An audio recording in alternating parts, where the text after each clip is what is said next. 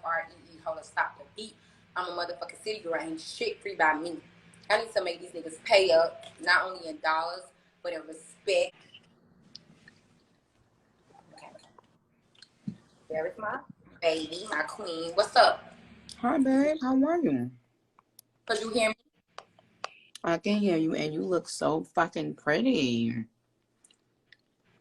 Nikki, I'm at the arena waiting for the bus to take off. Why are you looking so pretty and sexy? I'm a super freaky motherfucking girl. I gotta represent. Oh, okay. Motherfucking mix. What are you talking about? I gotta represent at all motherfucking times for the queen mix. I always feel like. I'm out. So, what you was talking to them about? Fill me in. I want everybody to know because I think that as the Sagittarius, we really don't give a fuck. Like, we don't give a fuck about nobody think about us. We stand on what we believe in, and we so bitchy to others, but we really are just loyal, and we solid, and we don't play with fake shit. And when we call it out, people get mad and say we bitches. But I want everybody to know how sweet of a person you is, how good of a person you is, and how helpful a person you is. And you don't never ask for clout. Like, I can send you something, I can ask you something, and you're going to be honest. And I'm an honest person.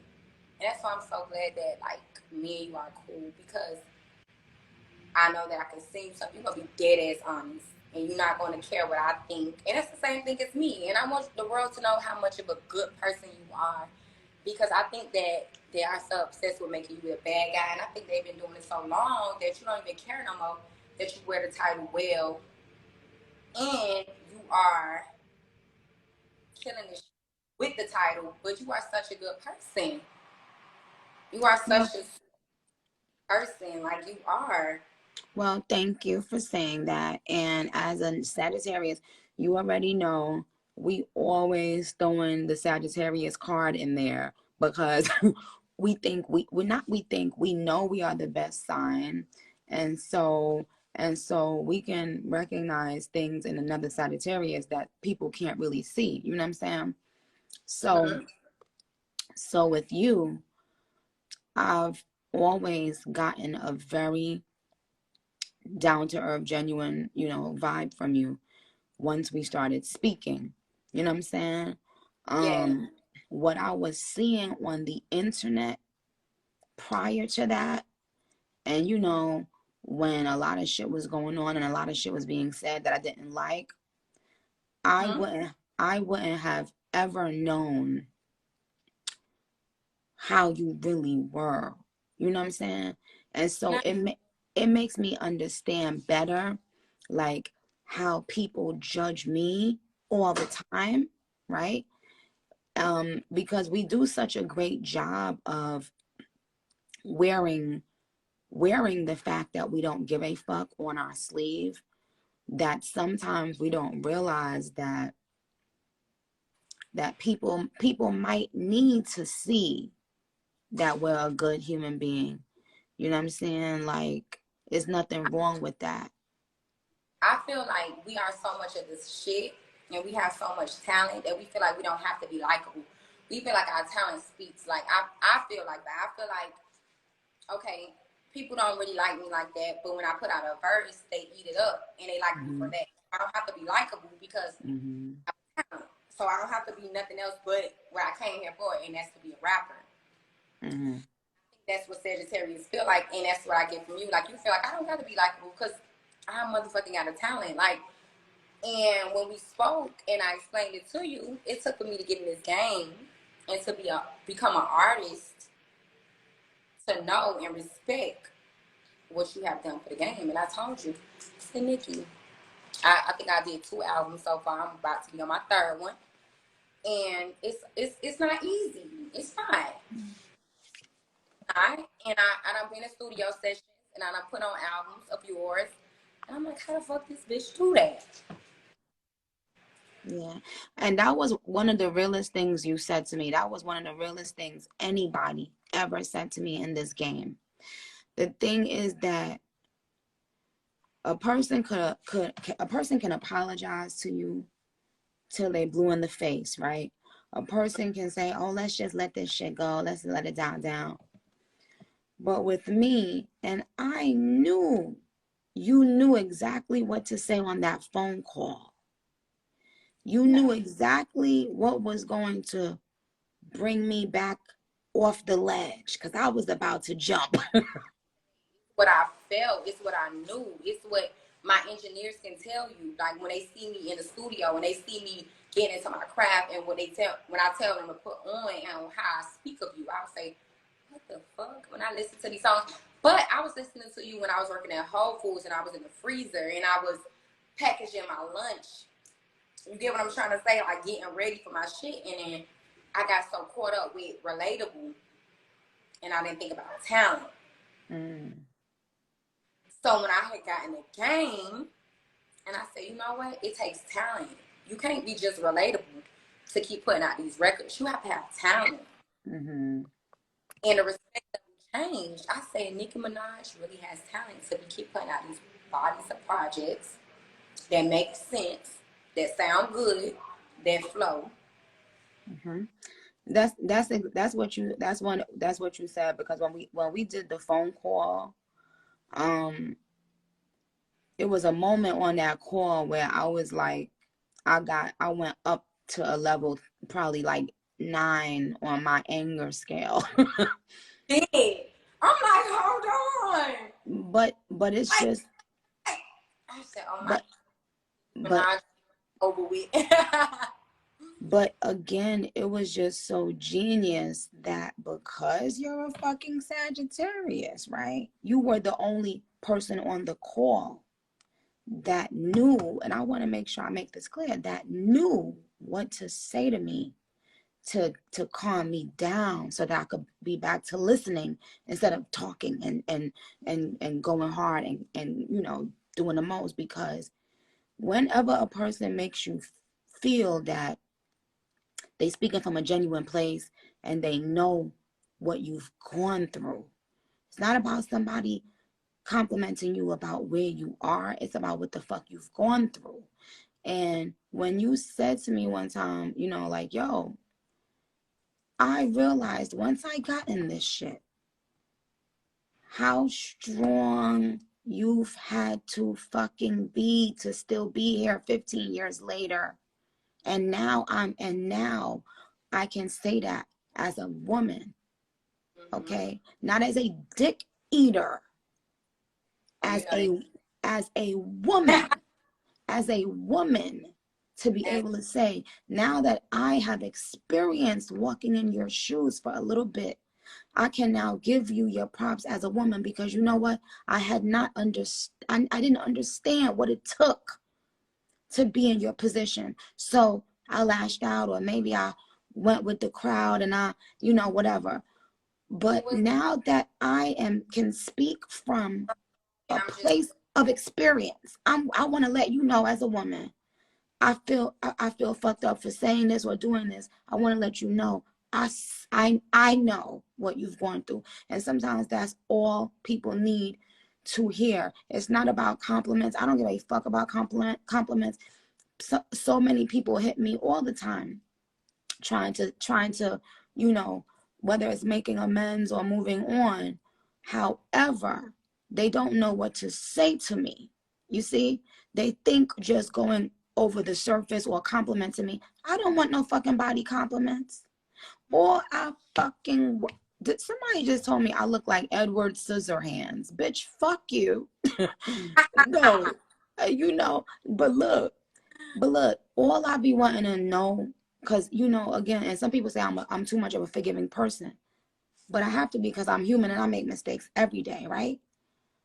But it's different to forgive somebody who just talking and they just talking, versus forgiving somebody that's showing you, listen, in all humility, I can see how I went about that wrong. It's just that, sis, I didn't know what the fuck you had gone through to get where you've been. And now that I know, I'm giving it up. That's all. That's all. Sometimes. You are regular, and when you're regular, you're not in this industry. This is a different ballgame when you are a writer and you go in these studios and you have to stand 10 toes down against everything and what you believe in and your ideas. And I'm like, damn, imagine Nicki Minaj. Like, put on a pink print. I gotta hear this. Because when I wrote Top Notch, and that's one of everybody's favorite verses, I had to put on Welcome to the Party remix. And I had to study it. I'm like, she went all different ways. And I'm like, okay, so this is a New York beat. And when we, as female rappers, when we go in the studio, we have to study Nicki Minaj. And that's just the truth. It's just the truth. And as a writer, I have to get inspiration. And I go to Nicki and I saw my engineers, I said, God damn, this bitch cold. How the fuck for so many motherfucking years? And when you pick the right idols and you pick the right people to study, your talent goes far. And J. Cole said it. I study my idols. You have to study people and you have to write that shit down. And that's when my best verses come about, when I study. And I go in the studio and I write my shit down from my head and how I'm feeling. But also, how would Nicki approach this motherfucking beat? But my craft is to always leave a memorable verse. And when I put something out, when I send a verse, every time I send a verse, I have to like it. I have to like that verse before I release it. I don't care about nothing else in the world. I have to like it. That's right. To release it, because that's my talent. That's all I have to my name is my motherfucking talent. Right.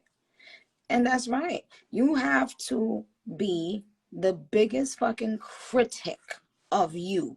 Because once it goes out there, you can't take it the fuck back. You know, once. So, but that's real shit, you know, that you're taking your shit seriously, as you should. And you see that people notice, right? Like, the thing is that I think that for a while, people may have started thinking that the listener don't notice. That's not true. A song don't gotta be a top 10 song. Oh, hey, Jade. That's my other Sagittarius boo. I'm trying to bag her, JT. That's my but the thing is, JT, like, it doesn't matter if a song is on the Billboard Hot 100. It could be on the Billboard Top 500, right? What stands the test of time is going to be the skill and the talent. So that's what I was saying. I was saying, like, y'all, I just put out the song with Blue, and I was telling people, yo, if y'all think people ain't still out here checking for real R&B the way y'all checking for real rap, let this show you guys. Because look, Blue, he done had a song with Drake. He had a song with Wayne and Chris Brown. He had a song with me. And I just wanted to tell people, it's not about the quick gimmicky stuff and going viral. You would be surprised how many people just listen for the fucking talent, my nigga. Like, you know what I'm saying? So look. So now, when this is all said and done, a year from now, or 2 years from now, 3 years from now, they still gonna be pulling up they fave JT's verse. It might not be on the biggest JT song. You feel me? They gonna be pulling up their favorite JT verse. And if you keep on fucking doing that, do you know what the fuck happens one day? One day, bitches don't got no choice but to motherfucking respect you. They don't got no choice but to, when you come in the room, move around. First day out, it happened. It did not chart. It did not go nowhere, but they still speak about that verse right now. I wrote that verse in my prison cell. I didn't have no beat, no nothing. I had to P did the beat, got twisted to do the beat. When I couldn't even hear it. I wrote that whole song in my prison cell. Wow. No help. Wow. And I was straight out of prison, and I had anxiety. I literally just was in prison, and I was coming back into a new world. And Pete, like, you have to do this right now. And I'm like, right now? He's like, right now. And a beat to me did not go with the song, but I had to lay it down. And to this day, everybody said, I love your first day out. And talk shit about that song. And they was like, it didn't chart, it didn't go nowhere. But that song still lived with so many people because they heard the passion. They knew it was all me. And I didn't have no beat to work with. I was in my prison cell and I wrote the song down by myself. So I understand what you say 100% when you say about charting and all that. I don't even care. Like, I know that, for example, with remixes, sometimes we don't even get credit. But my Said Something verse is like my biggest verse. I never got credit for that. I never cared for credit for that. But when I go in a club and they play that motherfucking verse and they say JT, I said, Money Bag, as a Sagittarius, you know how we is. We very controlling. We know what we like. Put me first.